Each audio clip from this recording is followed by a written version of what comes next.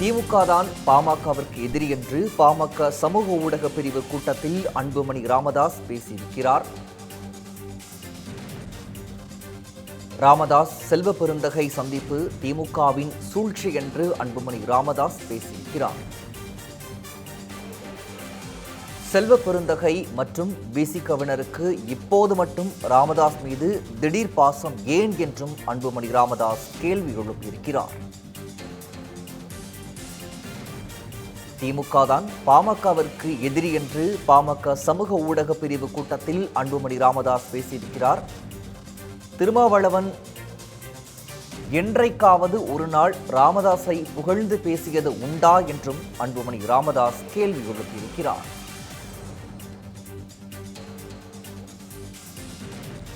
திமுக தான் பாமகவிற்கு எதிரி என்று பாமக சமூக ஊடக பிரிவு கூட்டத்தில் அன்புமணி ராமதாஸ் பேசியிருக்கிறார். மேலும் தொடர்பான கூடுதல் விவரங்களை எமது செய்தியாளர் செந்தில்குட்டியிடம் கேட்டு பெறலாம். செந்தில்குட்டி, இது தொடர்பான விவரங்கள்.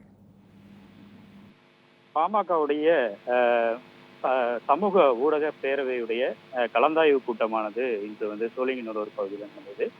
அன்புமணி தலைமையில் இந்த கூட்டமானது நடந்தது. இந்த கூட்டத்தில் முக்கியமாக ஜூலை 25ஆம் தேதி தமிழக மக்கள் உரிமை மீட்பு பயணம் குறித்து இந்த கூட்டத்தில் விவாதிக்கப்பட்டது.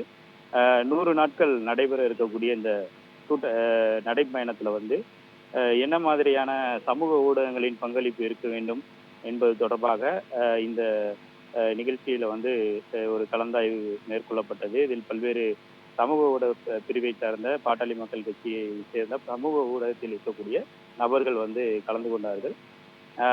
இந்த கூட்டத்தில் முக்கியமாக திமுகவை குறித்து இவர் அன்புமணி பேசினார். குறிப்பாக விசிகாவிற்கும் காங்கிரஸ் கட்சிக்கும் ராமதாஸ் மீது திடீர் பாசம் ஏன் என்று ஒரு கேள்வியை எழுப்பி இந்த கூட்டத்தில் அவர் பேச்சை துவங்கினார். திமுக தான் பாமகவிற்கு எதிரி என்றும் திமுகவிற்கு எதிராக பிரச்சாரம் கண்டிப்பாக சமூக ஊடக பேரவையினர் பாட்டாளி மக்கள் கட்சியை சார்ந்தவர்கள் செய்ய வேண்டும் என்பதையும் இந்த கூட்டத்தில் அன்புமணி வலியுறுத்தினார். பாமக நிறுவனர் ராமதாஸ் மீது விசிக தலைவர் திருமாவளவனுக்கு ஏன் திடீர் அன்பு ஏற்பட்டிருக்கிறது? வன்னி அரசும் ரவிக்குமார் சிந்தனை செல்வனுக்கு ஏன் ராமதாஸ் மீது திடீர் அன்பு ஏற்பட்டுள்ளது? என்றைக்காவது ஒரு நாள் திருமாவளவன் நிறுவனர் ராமதாஸ் அவர்களை புகழ்ந்து பேசியிருப்பாரா? தற்போது ஏன் புகழ்ந்து பேசுகிறார் என்று பல்வேறு கேள்விகளை இந்த கூட்டத்தில் பேசும் பொழுது தெரிவித்தார். தமிழ்நாடு காங்கிரஸ் கமிட்டி தலைவர் செல்வ பெருந்தகைக்கும் தற்போது ராமதாஸ் மீது திடீர் பாசம் வருவதற்கு என்ன காரணம் என்ற கேள்வியும் அவர் எழுப்பினார். இவை அனைத்திற்குமே திமுகவுடைய சூழ்ச்சி தான் என்பதை பாட்டாளி மக்கள் கட்சியினர் யோசித்து பார்க்க வேண்டும் என்பதையும் அவர் தெரிவித்து, இந்த திமுகவுக்கு எதிராக இந்த தமிழக மக்கள் உரிமை மீட்பு குழு பயணம் இருக்க வேண்டும். திமுக பல்வேறு பகுதிகளில் பல்வேறு மக்கள் பிரச்சனைகளை சரி செய்யாத நிலை இருக்கிறது. அந்த பிரச்சனைகளுக்கு இந்த மீட்பு குழு நடைபயணம் மூலமாக பல்வேறு தீர்வுகளை நாம் கொடுக்க வேண்டும் என்று இந்த ஊடக பேரவையுடைய நிர்வாகிகளுக்கு ஆலோசனைகளை வழங்கியிருக்கிறார். விவரங்களை வழங்கியமைக்கு நன்றி செந்தில்குட்டி. தொடர்ந்து எமது மூத்த துணை ஆசிரியர் ஜோ மகேஸ்வரன் இணைப்பில் இருக்கிறார். ஜோ மகேஸ்வரன், திமுக தான் பாமகவிற்கு எதிரி என்று அன்புமணி ராமதாஸ் பேசியிருக்கிறார். இது முழுக்க முழுக்க சூழ்ச்சி அப்படிங்கிறத அவர் சொல்றாரு. இதை நம்ம எப்படி புரிஞ்சுக்கலாம்? பிரகாஷ், தமிழ்நாடு உரிமை மீட்பு பயணத்தை பாமகவினுடைய தலைவர் அன்புமணி ராமதாஸ் அடுத்த மாதம் நடத்த இருக்கிறார். இதற்கான பாட்டாளி மக்கள் கட்சியினுடைய சமூக ஊடக பிரிவினுடைய கலந்தாய்வு கூட்டம் தற்பொழுது நடைபெற்று வருகிறது. அந்த கூட்டத்துல டாக்டர் அன்புமணி ராமதாஸ் பேசிய கருத்துக்களை தான் நம்ம பார்த்துக்கிட்டு இருக்கோம். பாட்டாளி மக்கள் கட்சியினுடைய நிறுவனர் மருத்துவர் ராமதாஸிற்கும் அதனுடைய தலைவர் அன்புமணி ராமதாஸ் இருவருக்கும் இடையிலான ஒரு கருத்து முரண் என்பது தொடர்ந்து கொண்டிருக்கிறது. ஒருவரை ஒருவர் பொதுவெளியிலேயே விமர்சனத்தை முன்வைத்துக் கொண்டிருக்கிற சூழல்ல பாட்டாளி மக்கள் கட்சியை பொறுத்த வரைக்கும் மருத்துவர் ராமதாஸ் தான் எங்களுக்கு எல்லாம் வழிகாட்டி, அவருடைய வழிகாட்டுதல் படி நாங்கள் செயல்படுவோம் என்று கட்சியினுடைய தலைவர் அன்புமணி ராமதாஸ் உறுதிப்படுத்தியிருக்கார். ஆனாலும் கூட ராமதாஸ் அவர்களுடைய அடுத்தடுத்து அவர் வெளியிடுகிற கருத்து என்பது கட்சிக்குள்ளாக ஒரு குழப்பம் ஏற்பட்டிருக்கிறது. 2 பேருக்கும் கருத்து முரண் தொடர்கிறது. இன்னும் அது சமரசத்திற்கு வரவில்லை என்பதுதான் காட்டியிருக்கு. இந்த சூழல்ல தான் பாட்டாளி மக்கள் கட்சியினுடைய தலைவர் அன்புமணி ராமதாஸ் பேசுகின்ற பொழுது ஒரு விஷயத்தை குறிப்பிட்டிருக்காரு. திமுக தான் பாட்டாளி மக்கள் கட்சிக்கு எதிரி, திமுகவுக்கு எதிராக நாம பிரச்சாரம் செய்யணும் அப்படிங்கிற ஒரு விஷயத்தை சொல்லியிருக்காரு.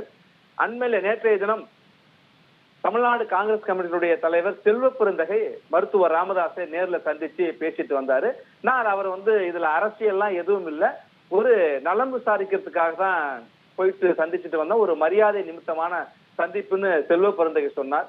ஆனா பாட்டாளி மக்கள் கட்சி திமுக கூட்டணிக்கு வருவதற்கான வாய்ப்பு இருக்கிறா என்று அவரிடம் கேட்ட பொழுது அது குறித்து திமுகவினுடைய தலைவர் மு.க. ஸ்டாலின் தான் முடிவு செய்வார் என்று செல்வ பெருந்தகை தெரிவு செஞ்சார். ஆனால் அரசியல் வட்டாரத்துல பாமகவை திமுக ஒரு பக்கம் தன் பக்கம் ஈர்ப்பதற்கான, தங்கள் கூட்டணியில் சேர்ப்பதற்கான முயற்சியில் ஈடுபட்டிருக்கு.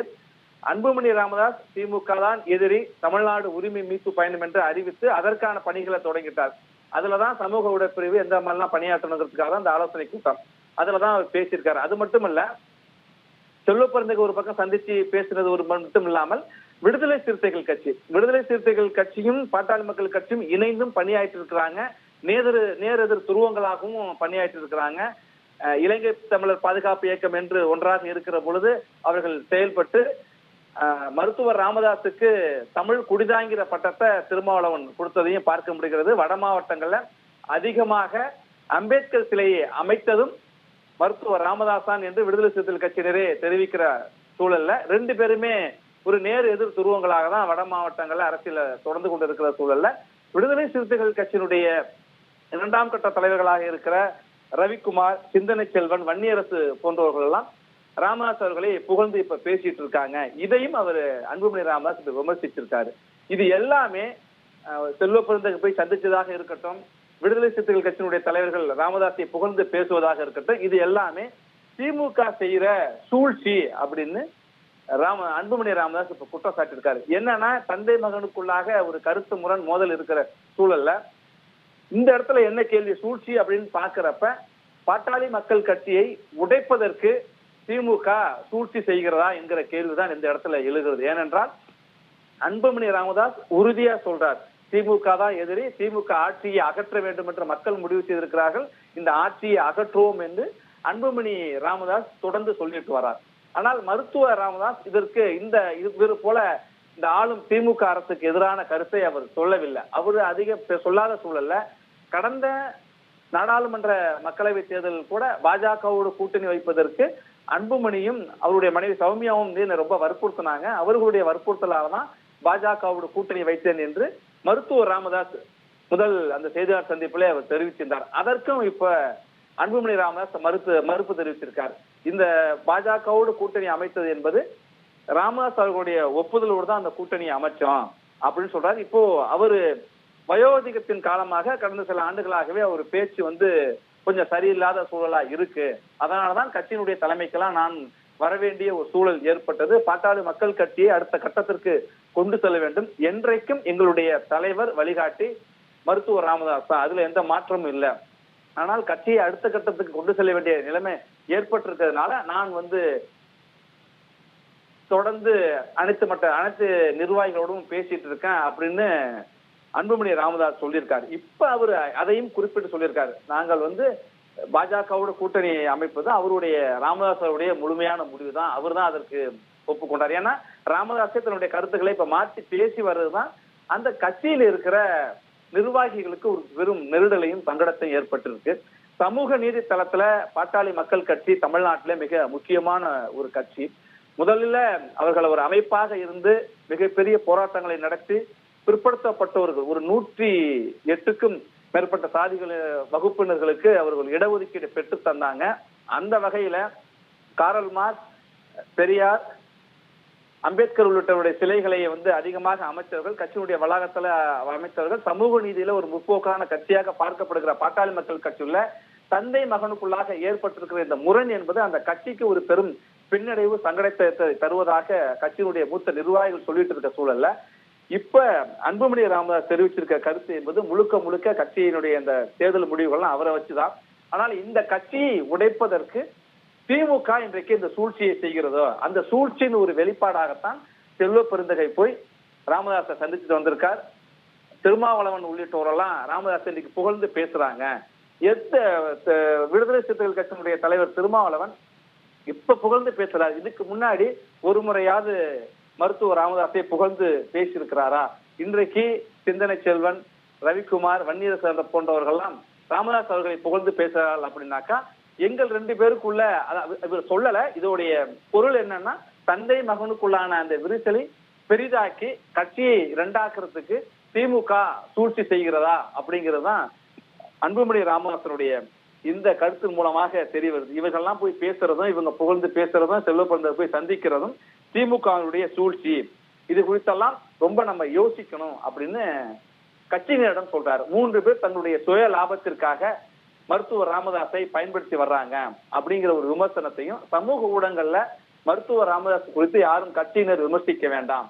இது அவர் இந்த கட்சியை நிறுவியவர், இந்த கட்சியை ஒரு பெரிய அடித்தளத்தை கொடுத்தவர், பல்வேறு கிராமங்களுக்கும் சென்று இந்த கட்சியை வளர்த்தவர், சமூக நீதி தளத்திலே மிகச்சிறந்த ஒரு தலைவராக பணியாற்றியவர் என்பதெல்லாம் அவர் சொல்லி அவரை யாரும் விமர்சனம் பண்ண வேண்டாம். இன்றைய சூழல் ஒரு விமர்சிக்கிற அளவுக்கு இருந்தாலும் கூட சமூக வலைதளங்கள்லாம் யாரும் விமர்சிக்க வேண்டாம். ஆனால் நம்முடைய பொது எதிரி என்று பார்க்கல கொண்டு பாட்டாளி மக்கள் கட்சியினுடைய பொது எதிரி என்றால் அது திமுக தான். திமுகவுக்கு எதிராக நம்முடைய இந்த வருகின்ற தேர்தலில் நம்ம களமிறங்குவோம், அதற்கான பணியை ஆற்றுவோம் என்று அன்புமணி ராமதாஸ் சொல்லியிருக்கார். இந்த சூழல்ல நம்மோடு மூத்த பத்திரிகையாளர் கோலாகல சீனி இருக்கிறார். சார் வணக்கம். பாட்டாளி மக்கள் கட்சியினுடைய நிறுவனர் ராமதாஸ், அவருடைய தலைவர் அன்புமணி ராமதாஸ் இருவருக்கும் இடையான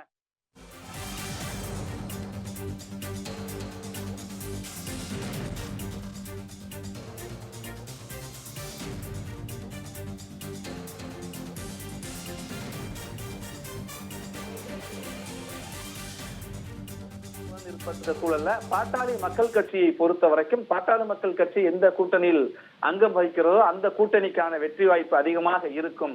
வெற்றி பெறுகிற கூட்டணியில தான் எங்கள் கட்சி இருக்கும் என்றெல்லாம் பாட்டாளி மக்கள் கட்சிக்கான சொல்லிட்டு இருப்பாங்க தொடர்ந்து. ஏன்னா திரு அன்புமணி உள்ளிட்டவர்களும் அந்த கருத்தை அதிக முறை பதிவு செய்திருக்காங்க. என்ன சொல்லப்படும்னா 2006, 2011 திமுகவுடைய ஆட்சி காலத்துல திமுகவினுடைய அரசு ஒரு மைனாரிட்டி அரசாக தான் இருந்தது. அவர்களுக்கான போதிய ஆட்சி அமைப்பதற்கான போதிய எம்எல்ஏக்களுடைய பலம் என்பது இல்லை. 96 எம்எல்ஏக்கள் தான் இருந்தாங்க, சட்டப்பேரவை உறுப்பினர்கள். அப்ப காங்கிரஸ், பாட்டாளி மக்கள் கட்சி 2 கட்சியினுடைய ஆதரவுல தான் அந்த அரசே இருந்தது. அதுபோல பல தேர்தல்கள்ல பாட்டாளி மக்கள் கட்சி அங்கம் பெற்றிருக்கிற கூட்டணி பெரும் வெற்றியை பெற்றிருக்கு. அது நாடாளுமன்ற, மக்களவை தேர்தலாக இருக்கும் பார்க்கின்ற பொழுது. சில தேர்தல்கள்ல தோல்வியும் இருக்கிறதையும் நம்ம கவனத்தில் கொள்ள விட. ஆனா பெரும்பான்மை என்று பார்க்கின்ற பொழுது அவர்களுடைய வாக்கு வங்கி என்பது மிக முக்கிய ஒன்றாக பார்க்கப்படுகிறது. இந்த குழப்பத்திற்கு காரணமே திமுகவா தான் இருக்கு அப்படின்னு சொல்றாங்க. வட மாவட்டங்கள்ல நான் ஏற்கனவே குறிப்பிட்டது போல நேர் எதிர் துருவங்களாக அரசியல் நடத்தி கொண்டிருக்கிற விசிகாவுடைய தலைவர், விசிகாவுடைய 2ஆம் கட்ட தலைவர்கள் இன்றைக்கு ராமதாஸை புகழ்ந்து பேசுகிறார்கள். ஆனால் கட்சியினுடைய தலைவர் அன்புமணி ராமதாஸ் திமுக தான் எங்களுக்கு எதிரி, திமுக எதிராக நாங்கள் இருப்போம் என்று சொல்லுகிற சூழல்ல விடுதலை சிறுத்தைகள் கட்சியினுடைய தலைவர் திருமாவளவன் தொடர்ந்து சொல்லிட்டு இருக்காரு, பாட்டாளி மக்கள் கட்சியும் பாஜக இருக்க கூட்டணியில நாங்க இருக்க மாட்டோம், அவர்கள் உள்ள வந்தா நாங்க வெளியில கூட வந்துருவோங்கிறதையும் அவர் சொல்லியிருந்த சூழல்ல இன்றைக்கு ஏன் பாட்டாளி மக்கள் கட்சியினுடைய நிறுவனரை அவர்கள் அணுகுகிறார்கள், புகழ்ந்து பேசுகிறார்கள் என்பது அன்புமணி அவர்கள் சொல்வதை போல ஒரு பெரும் கேள்விதான் எழுப்புகிறது. புகழாத நீங்கள் இப்போது புகழ வேண்டியது அவசியம் என்ன? கூட்டணி கட்சியில் இருக்கிற மிக முக்கிய கட்சியினுடைய ஒரு தலைவர் சென்று மருத்துவர் ராமதாஸை சந்திக்க வேண்டிய தேவை என்ன? இவர் மீது இப்போது மட்டும் அவர்களுக்கு திடீர் பாசம், பரிவு வருவதற்கு காரணம் என்ன? இது எல்லாமே திமுகவுடைய சூழ்ச்சிதான் என்று அன்புமணி ராமதாஸ் சொல்றார். அப்ப பாமகவை உடைப்பதற்கு திமுக முயற்சி எடுக்கிறதா, தயாராகி விட்டதா என்கிற ஒரு கேள்வி எழுகிறது. திமுகவுடைய அப்படியே இவர்களுடைய குற்றச்சாட்டின்படி திமுக உடைப்பதற்கான முயற்சியில் ஈடுபட்டிருந்தால் அந்த முயற்சி பலிக்குமா? தந்தை மகன் மீண்டும் உடன்பட்டு முரண்பாடுகள் கலைந்து உடன்பட்டு போவார்களா என்பதெல்லாம் அடுத்தடுத்த நாட்கள்ல வரும். அரசியல் அடுத்தடுத்து திருப்பங்களும் நடந்து கொண்டிருக்கிறது. பாமகவுடைய நிலைப்பாடும் தலைவர்களுடைய நிலைப்பாடும் என்ன என்பதை அடுத்தடுத்த நாட்களை நம்ம பார்க்கலாம். விவரங்களையும் கலந்துரையாடலையும் வழங்கியமைக்கு நன்றி ஜோ மகேஸ்வரன்.